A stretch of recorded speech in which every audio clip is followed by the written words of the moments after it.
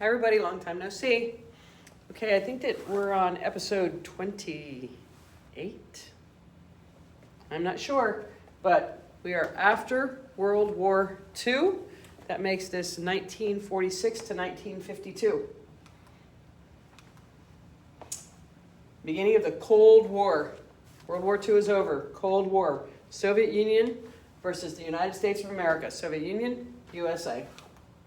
1946 to 1991 is the Cold War. 1989 is the fall of the Berlin Wall. So 1946 to 1991 is the Cold War between the Soviet Union and the United States of America. And the fall of the Berlin Wall is 1989. Truman.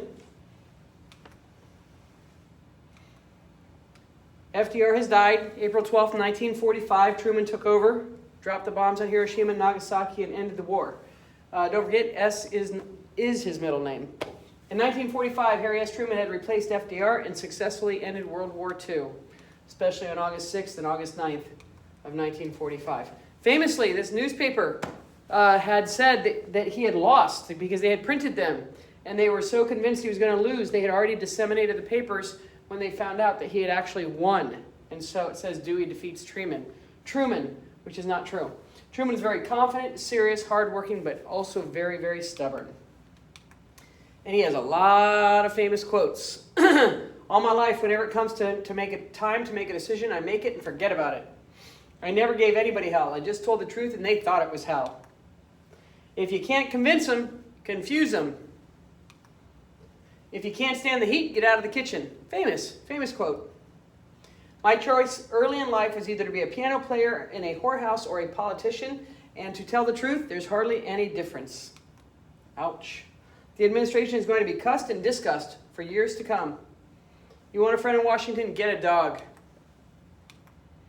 Okay, so he's really good at the big things, but not so good at the little things, like pardoning the turkey and other silly things. But World War II, Cold War, civil rights, economics, he was very decisive. He was a decisive president. Good, bad, or other. He made decisions and he stuck with them. Truman feared the return of the Great Depression after the war ended. Remember, the only reason the Great Depression ended is because of World War II and the militarism of World War II. So, now coming back, we have a new issue. We have lots of GIs, millions of GIs come back. We now have inflation, a sinking gross national product. In other words, we're not selling enough things. Cuts in government spending, the New Deal programs, we're not doing that as much anymore. And then labor strikes all over the country. And then the TaftHartley bill, which was basically seen as an attack on communism for sure, but also on labor. The TaftHartley Act weakened the Wagner Act. Remember, Wagner Act was good for labor unions. The TaftHartley Act, now outlaws again closed shop unions and made union leaders take non-communist oaths. So a closed shop was that everybody had to be in a union, and it outlaws that. Truman endorsed several measures aimed at preventing another economic crisis.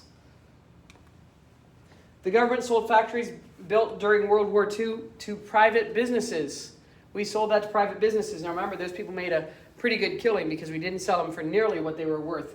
Also, a lot of these women are going to go back home.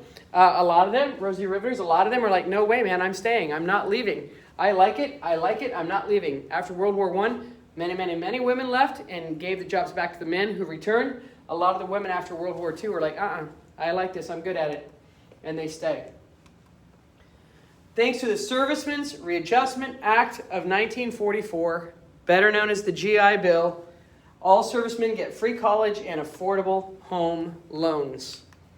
Huge. The most important educational social transformation in American history. It is still that way today. People that still serve in the United States military service have affordable loans and way smaller down payments to get a house, and they have free college tuition, as many of you know, that you're going to go to the military before you go to college, so that college will be paid for by the military, by the government.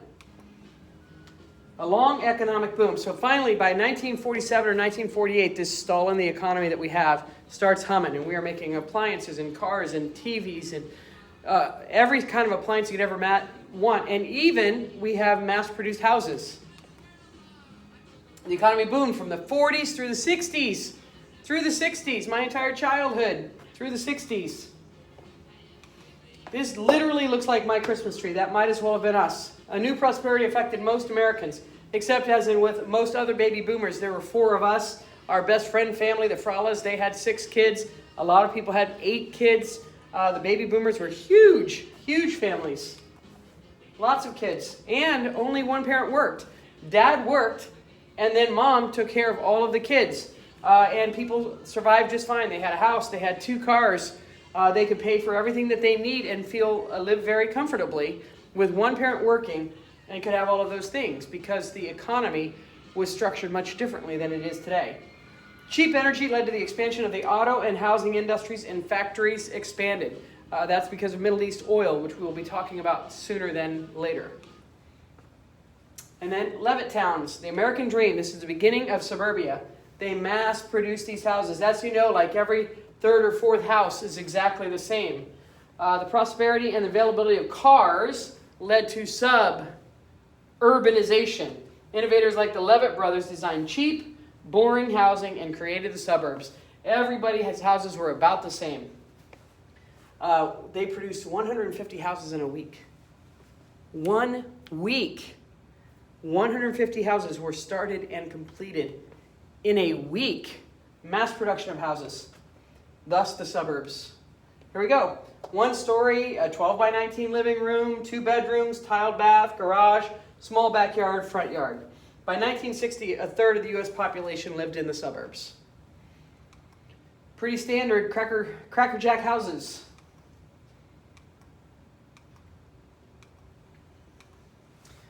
A Levitt home in the suburbs cost $8,000, $76,000 today, probably higher. Levitt offered a deal, half down, and 10 years to pay off the balance.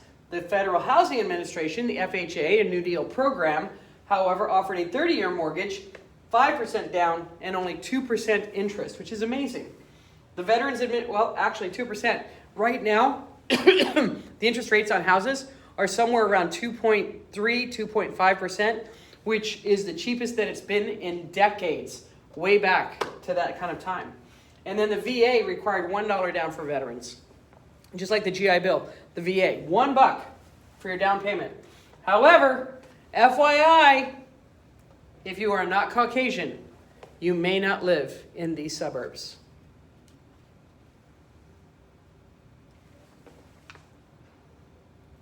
What?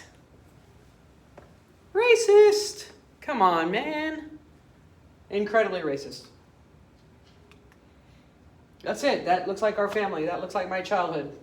By 1960, 30% of Americans lived in the suburbs. By 1960. There you go.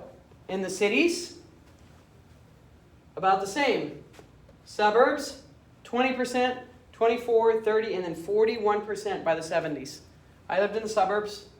Rural areas, Shackle Island, 50% down to 43 to 36 to only a quarter of people lived in rural areas.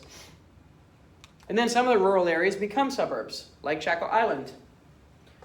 The middle class doubled almost overnight. 90% of Americans owned a TV, and many families had 2 cars. And again, with 1 person working, just dad. That really is how big our entertainment center was. There are big speakers in here. Not the way it was then. Women increasingly gave up their roles as housewives and entered the workforce. Yeah, not in the 50s and 60s. No stay-at-home dads. Tupperware. I don't know about you guys, but we had Tupperware all over the place. Tupperware parties, mom, everybody was selling Tupperware. Much of this prosperity was built on massive government projects. NASA, defense spending, aerospace, electronics, plastics, research and development industries. Huge amounts of money. Worker productivity rose. Farming output increased, but many farmers no longer farmed their land, and they were bought by agribusinesses, which grew dramatically. I think today only 2% of all of the United States of America are farmers. Most of our food is grown by agribusiness, big business. Purdue Farms, Purdue Chicken, that kind of stuff. And then the Sun Belt. Sun Belt industries flourished due to cheaper taxes and energy costs, especially in California, Texas, and Florida. Thus, the Sun Belt became more politically important as people moved from the Northeast to the South and West.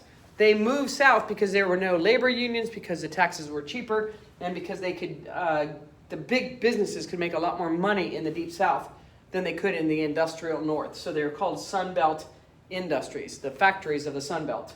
And they were so important.